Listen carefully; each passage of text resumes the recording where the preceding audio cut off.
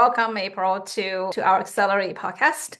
And I'm excited to have you here. You have lots of background and experience working with the product teams in all sizes. So would love to hear a little bit of, get a little bit intro of your background, and then we can dive in on how product team operate today, some of the best practices, some of the challenges, and especially in this rapid changing landscape Mm. of AI and technology, that's even more interesting to see what's changing, what's not. So welcome, April. Well, thank you very much, Becky, for having me. It's really a pleasure to be here. So, I come from a very interesting background. I started as a professor, an academic in the life sciences. I was a research and field biologist, spent some time in New Zealand studying dolphins, did a lot of teaching, and then I transitioned to product about 15 years ago when I decided that I really wanted to influence how products and technology were being made to help students learn.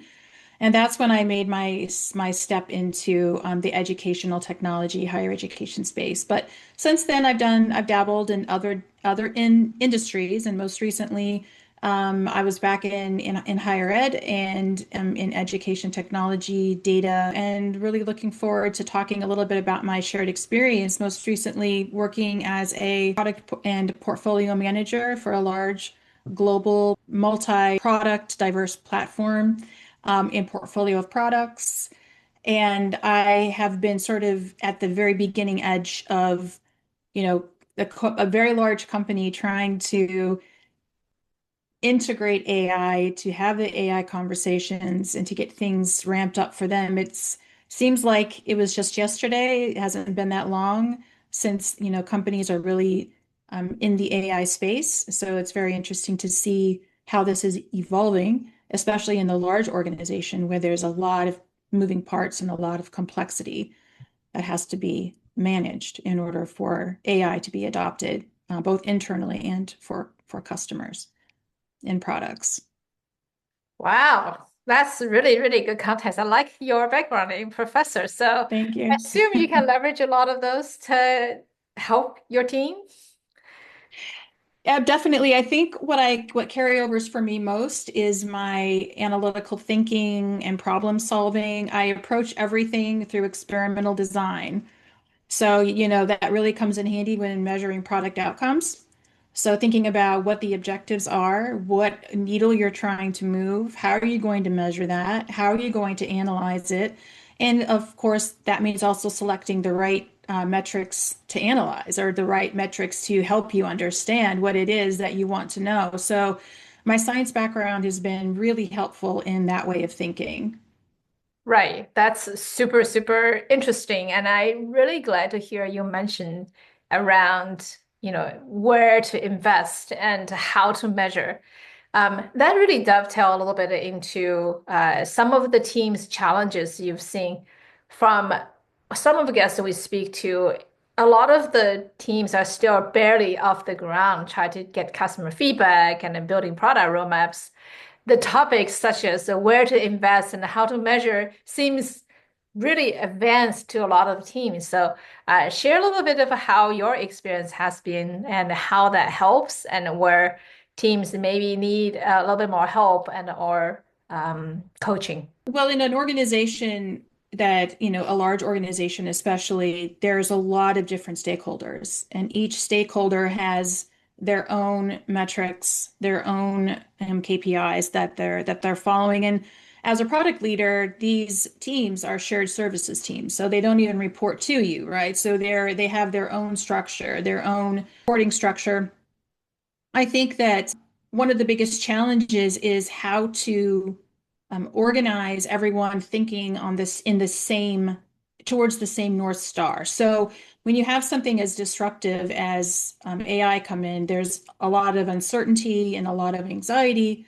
I think one of the strengths that I've seen that for a good product leader is to be able to set that North Star, to be able to come in and to give all stakeholders that alignment of what it is we're building, why we're building it, that then allows them to get on board, get buy-in, feel part of the process.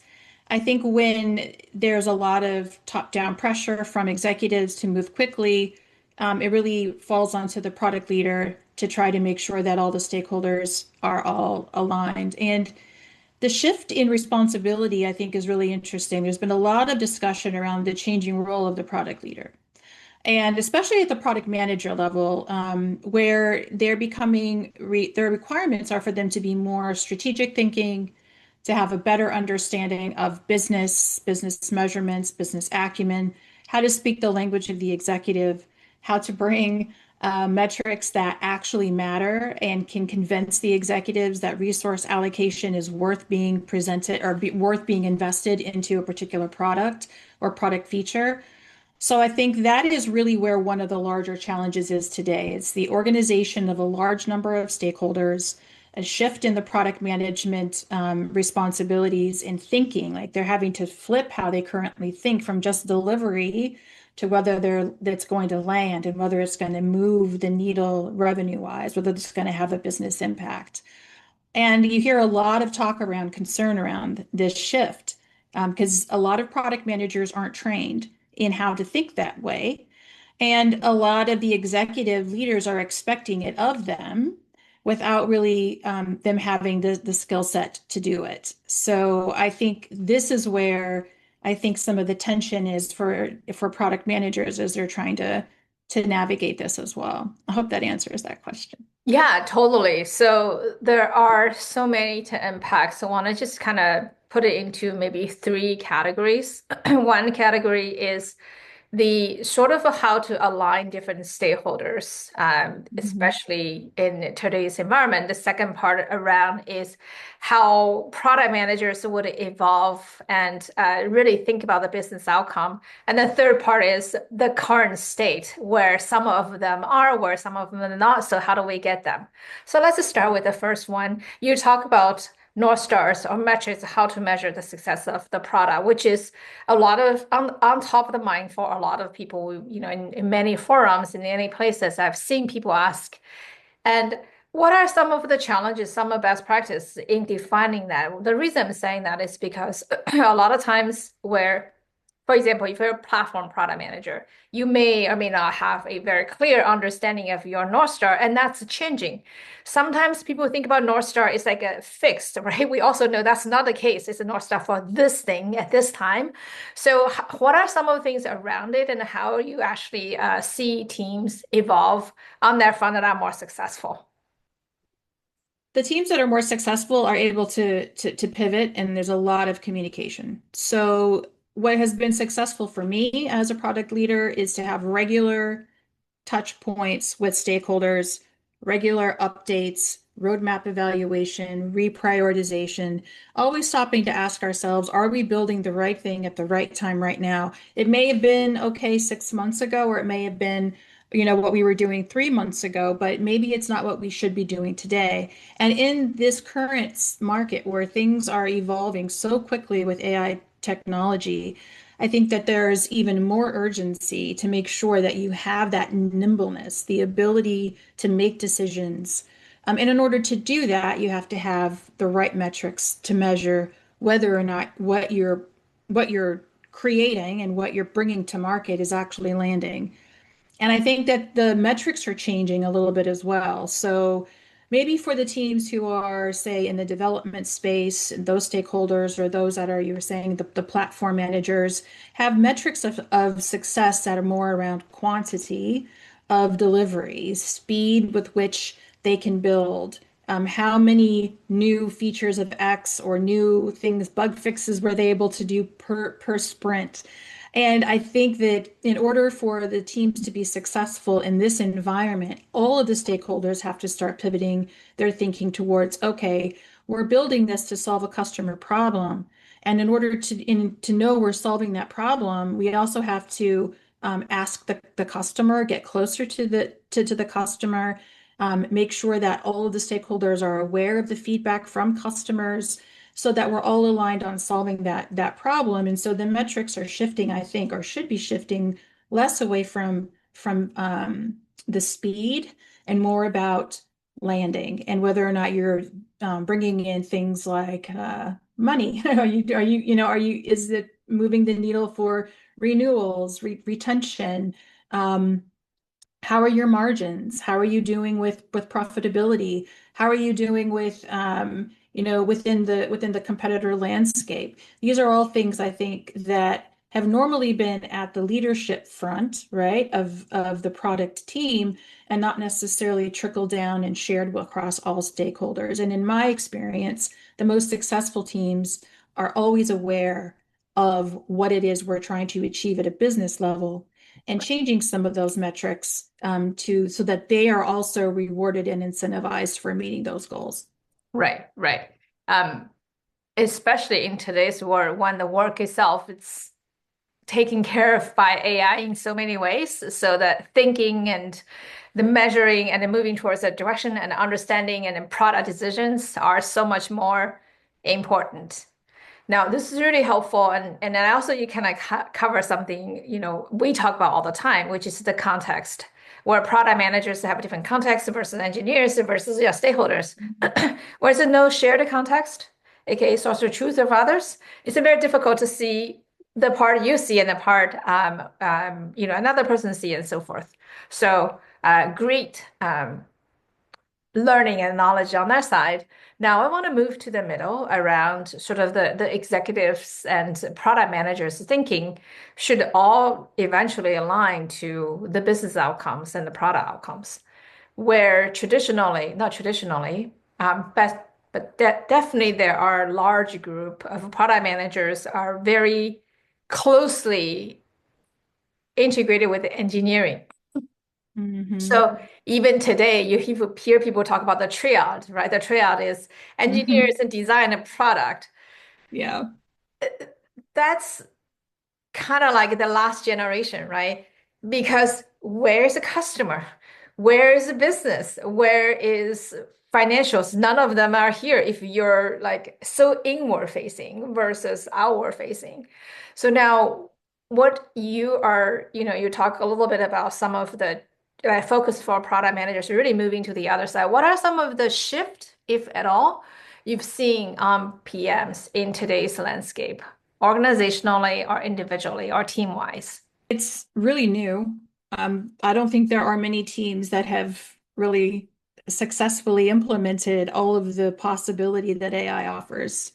So speaking, from my experience and what I think would work and what has worked as far as over this short period of time that AI has been introduced into product teams. I would say, first of all, it's really up to the executives to be able to bring the visibility of the business and the metrics to the team.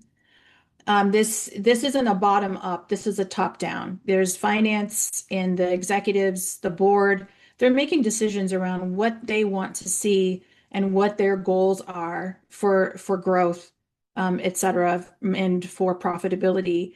I think product managers are often not privy to what those goals are.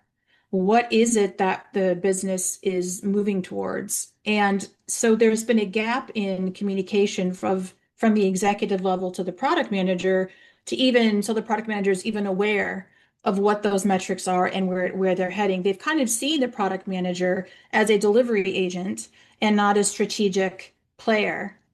And I think that the shift now has to be the mindset of the product manager, but also of the executive to realize that the product manager can play a role in the strategic direction and should play a role. And that takes a tighter connection between the executive and the product manager. And then from there down, the product manager who's skilled in understanding how to translate the business into a vision that the stakeholders can rally around and can understand, I think is really valuable. So there's those two pieces, transition from executive to product manager, and then the product manager shaping that for the other stakeholders. And if they can get that right, if they can communicate those business outcomes and then take away some of the pressure for just the speed of delivery, which can be assisted greatly with AI, then the whole team becomes a strategic force that can then help shape the business and deliver for the business what the board and the executives are hoping for. Right. And this is so spot on. I think for years we hear two very conflicting terms, right? One, you hear for good or bad, the product manager is the CEO of the product, but they're never the CEO of the product. We all know that, right? But you do have to have a business mindset and investment. So then on the other side, you have the board and executives. They do have their goals. They do have their strategic intent, and these things don't always go down to the product. So the product manager is sort of like they're empowered to be the CEO, but they really don't really know where the company is going. And That's and that's right. really causing this, conflict on what they're Yeah. supposed to do. And I would sort of like, we kind of bleed into the question number three, right? So why aren't people doing that with all the things available? And I think we talked to a lot of PM, Mm, and they're just stuck in this whole understanding customers and getting feedback, analyze a billion feedback and getting themes. But that's not, driving business forward, right? So you shake your head. So what's your take on it? well, I mean, we're trained. I mean, if we go old school product management, which was pre 2022, which isn't all that long ago, right? We are supposed to be harnessing the voice of the customer. That's our number one job. I mean, I did Pragmatic Institute training, and there was like 70% of what a product manager should be doing is talking to the customer. So it's ingrained in us. So that is our number one job. I think that's clearly shifting. There's a lot of tools and resources out there that can help us harness the voice of the customer. What we need to do now as product people is interpret the voice of the customer and be more strategic in how we synthesize it and bring it together and then make decisions. I do want to also mention that, this idea of the CEO being the CEO of the product, I think it works. You're not the CEO because you don't really have full necessarily P&L responsibility, you don't have all the decision-making powers, but you are certainly held accountable when the product doesn't work, right? When it doesn't land, right? So you get all of the little empowerment, but all the responsibility when it doesn't work. I wanted to point that out that is something that is really difficult. It's a very difficult place to be in. I think internally leveraging these tools is really going to weed out those product organizations that are going to be ahead and those that are going to fall behind. And it's going to be quick and they're going to have to respond quickly. Why they're not leveraging these tools more quickly, I think it's a lot of risk aversion, internal use of AI tools, a lot of resistance for about people were concerned about uh, being what's the word I want to think of? Disintermediated, right? Where they're afraid of losing their own positions because the layers of structure of the product organization are collapsing as a lot of the resources that you need are being offloaded to AI. And, it takes time, resources to invest in these tools. It takes training. It takes a complete shift in process. It requires a change in mindset, and it requires a real commitment to taking a little bit of risk and trying something new. And I think just like, historically speaking, companies that aren't willing to take that risk and move into that new direction are going to fall behind. That's the only explanations I can think of why they're not moving more quickly. And in my experience, I've witnessed that. I've witnessed the risk aversion, Right. and it can have big consequences on who's going to win and lose in this race, Right. in the 100%. competitive 100%. I race. totally agree with you in a way where this is not a typical transformation, right? This technology is No. really disruptive. And the company really do, not individuals as well, really need to say, what do we do and how do we react to it with a disruptive force? Thinking about that is, you talk about how companies evolving and then there's like people hesitant to make changes because they want to protect things that they have today. And then what reality is, it doesn't really matter what you want to do now, right? Eventually, the force is going to move things forward, and the collapsing is real. We've seen companies now. Think about it, the whole triad model is very problematic because the whole triad is like now cut down to maybe like one and a half roles, right? So on the development part and even the design part all cut down to such a smaller part, and even team size is getting much smaller instead of having every engineer is, I don't want to say 10x, at least a 2x, 3x used to be, right? So then you wouldn't need a much smaller team.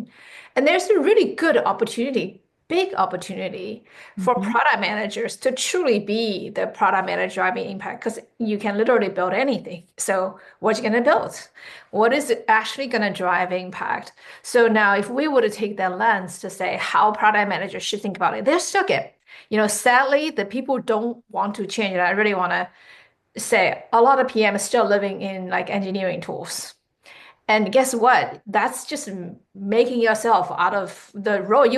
Yeah, you shouldn't be in there, right?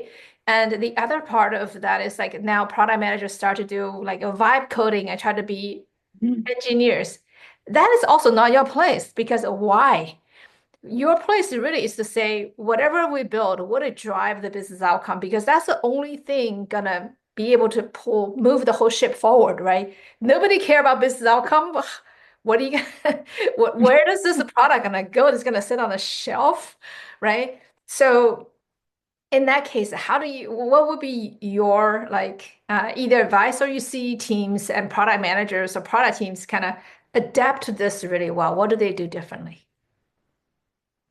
Well, starting with the product manager, the vibe coding, and this could probably be a bit controversial, but I agree with you. I think product managers should stick in their lane, right? I mean, vibe coding is fun as a hobby. You like to create and see things. I mean, as product managers, we'd love to bring things to life, right? And how fun is it if you're not an engineer to sit down and be able to like, wow, I can build something and see it come to life. It's almost like an artist who can't draw, but then is all of a sudden given a toolkit that they're like, oh, I can actually paint. It's really exciting. But I think that where the product manager should be focusing is on enabling their teams to use these tools effectively as much as possible. And then they should be focusing more on being that leader, that business leader, the strategy leader, taking the time. You're not writing all of those requirements. You're not a delivery manager. Shift your thinking towards, okay, well, now I'm a business leader. Now I am the head of a business or a piece of a business, and now I have the opportunity to actually influence where the business goes. And I have the influence to be a part, to sit at the table with the executives, with those that are making decisions, and have my voice heard. If you don't learn the language of the business, if you don't understand how to lead that way, you won't have a voice at the table. And then you're not going to be seen as that visionary strategic leader that the executives are looking for, and you're putting yourself at risk of being obsolete. And so for your own protection, right? But then also Right. for your stakeholders and for your team that you're working with, right? The influence without authority, that's like the mantra of product management. Well, use this influence to help guide them towards that type of thinking. You have to set the example and help bring them around. Like I said, I use the North Star a lot. I like this idea of setting the vision and helping and assisting the teams to get there. And you have to be able, I mean, we don't have hiring and firing authority over, the engineers, the designers, or the shared services teams. But we do have the ability to help them to shape how they think. And I think that's really where our role can be, but it will be up to them as individual professionals to make the decision about whether they're on board or not. And I would encourage them, as you say, to get on board Right. And, because and I 100% agree with you. In this way, think about it, that product managers are in an intersection of the customers and the business and technology, among many other things, right? And the gravitation pull these days is like a technology. So even when AI happened, the first instinct, they're like, okay, now I'm gonna do vibe coding so that I can talk to customers versus to say, okay, around my skill set portfolio, where is the things that I can gain more exposure and be adding more value because these parts of the intersection, the triad, should be really the customer, the business engineering versus the design. Like the triad is different because you have to move up the chain. So not that's moving up the interesting. chain, then you don't have that skill, right? Then Mm. who's gonna be the one? I've always been a strong advocate of bringing in engineers to listen to customers. Bring in those developers, bring in the designers, and so as you say, move them up the chain to really get in front of the customer because they can then translate that directly. They don't need to have me tell them what the customer says. They can actually hear what the customer is saying, and then I can translate that into what that going to do for the business. And then that's where the triad should be focusing now. Right. And I'd really love to see. I mean, a lot of engineers, I think, appreciate engineering because they're not in front of people. So, but finding that the ability to get those engineers exposure and the designers as well, Right. with the customer is super important. Right. Now, this is a really rich conversation. I wish we have more time. Maybe we could do a follow-up, but I just want to take it this kind of where we are today as a pausing point to think about where we talk about the product managers and struggle in today's world, regardless of the AI, regardless of the North Stars and then lots of stakeholders, or working with executives where the disconnect, right, from executives and the boards, business goals and strategy and the product managers connection, that was a disconnect. And then the third part is already around how product manager really need to rapidly up level their business acumen, and so that they can really fill in rapidly the part where that's missing in the traditional product development process, where the product is really more internal facing, maybe with the customer, but not on the business side. And so we cover these three parts.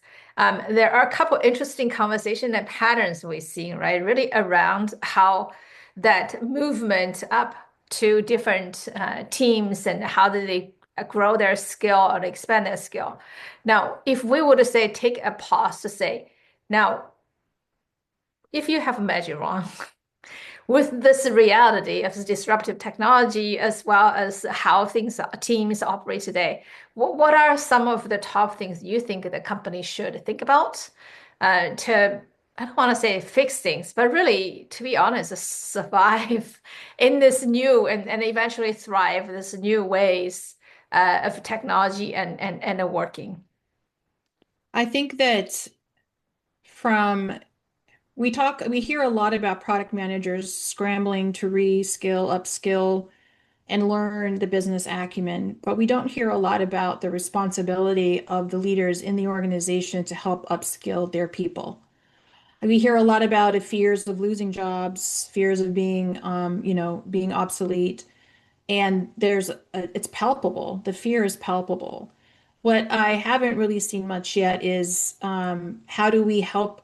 I would like to see more executive investment, committing to helping develop talent so that they can learn these skills instead of just cutting a bunch of people and then throwing a product manager in there who doesn't have the skill set to have that business acumen.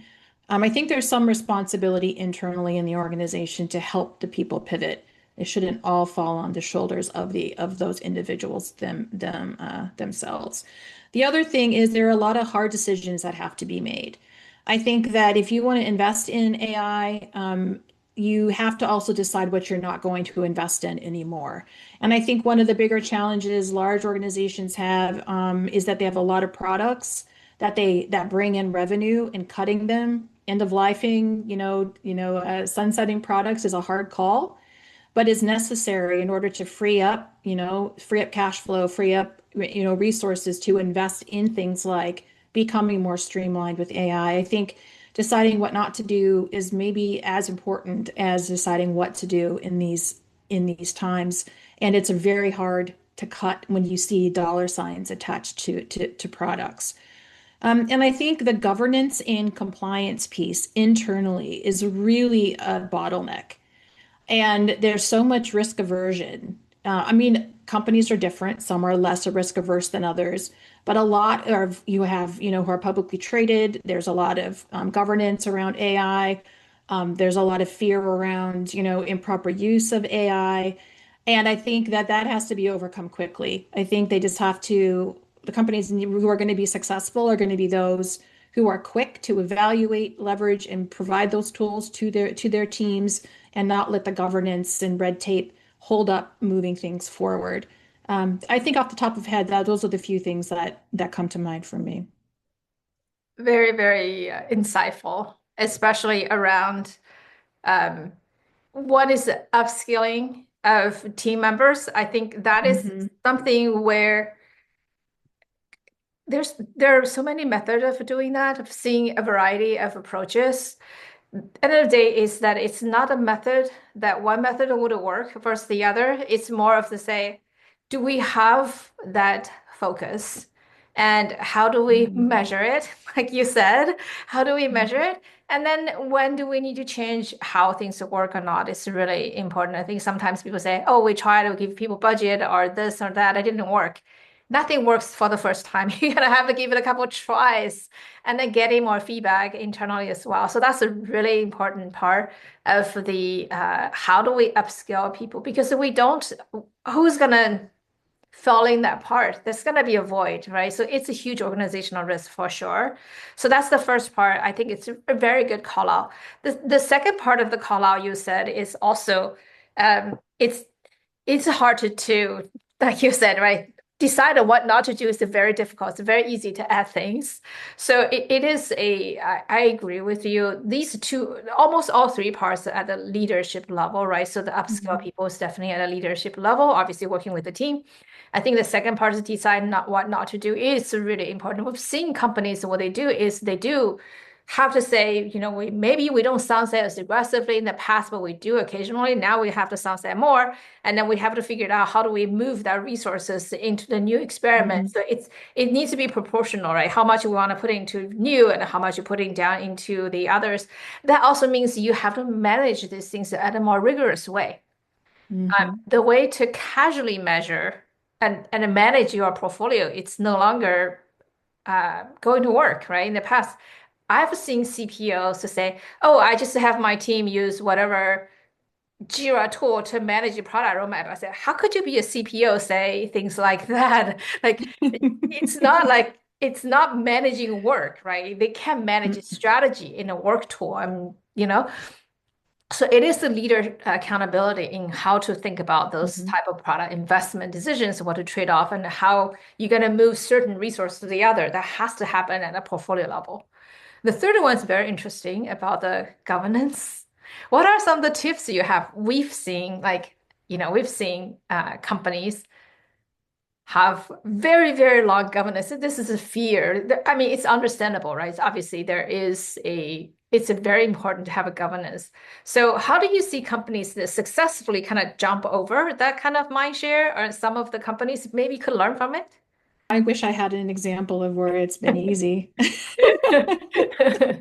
Uh, I've only seen the very long, drawn out, very tedious review of different tools before they can be implemented. And you know what happens, and which is a risk for the organization, I will say, is the that shadow they go AI. they go out and they find their own tools. Yeah, And the next thing you know, they're using Chat GPT, and no one is even fully aware that they're not supposed to be doing this outside of the outside of the closed system. yeah, So, people are hungry and the organizations are slow to right, deliver, and right, it's a cost for the business as well as risk.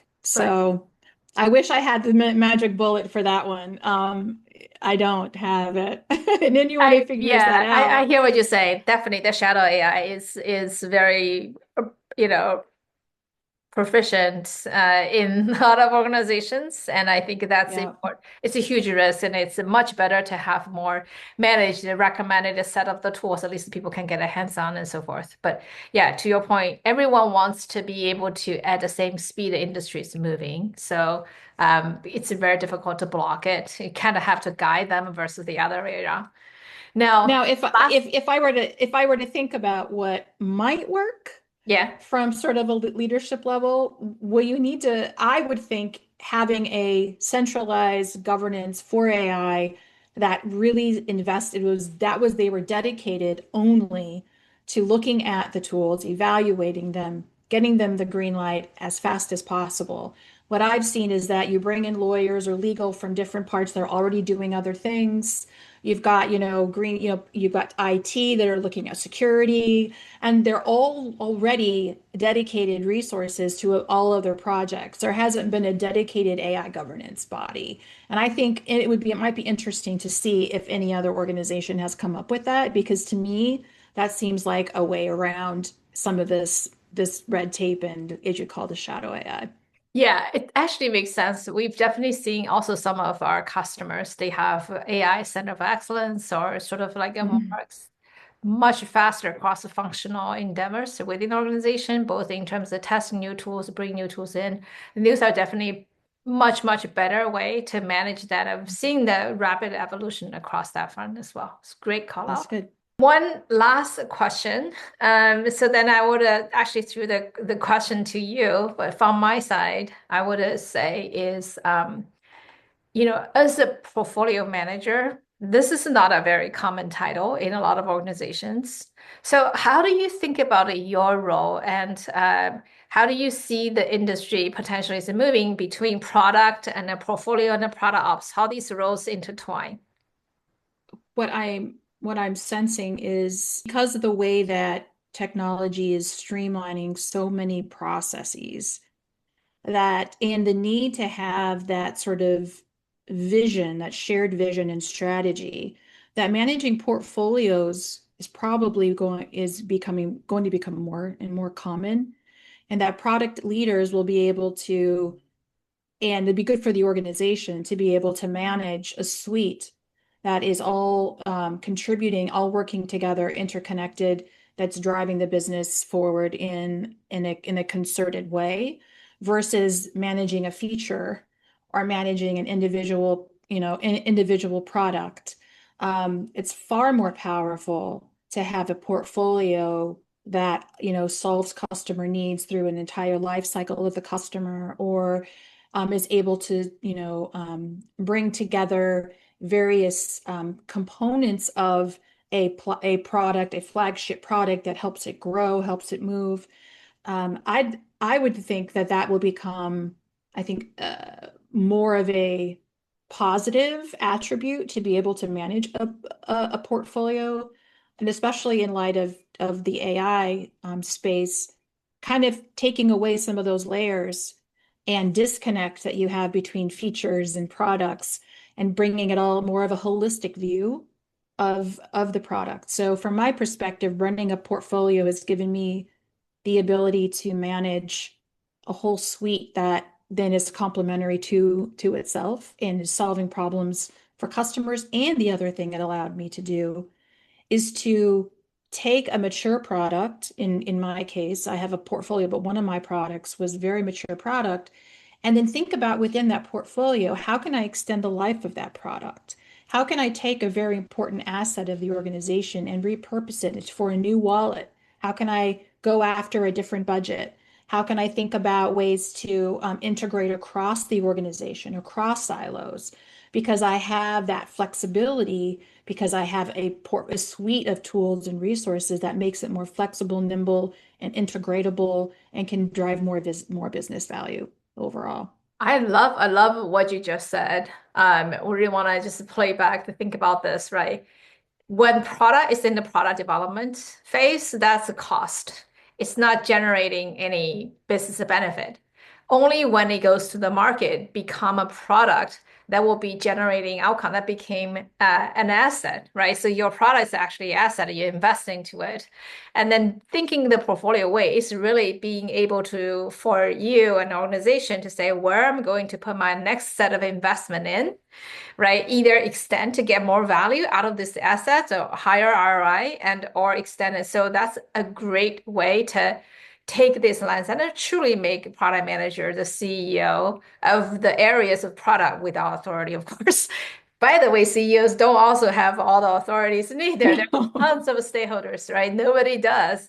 Yeah, But the mindset really is to say, how do you bring product much upstream in the lens of the business, in the lens of investment, in the lens of the KPIs and metrics, and those are really there's nowhere else to be for product managers than there, right? Else is hmm going to be and that's collapsed down to It will probably be. only stay in the engineering and maybe a little bit design.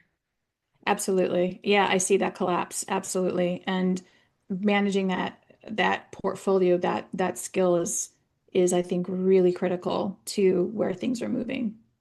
Yeah. Cool. Any question for me or for our audience?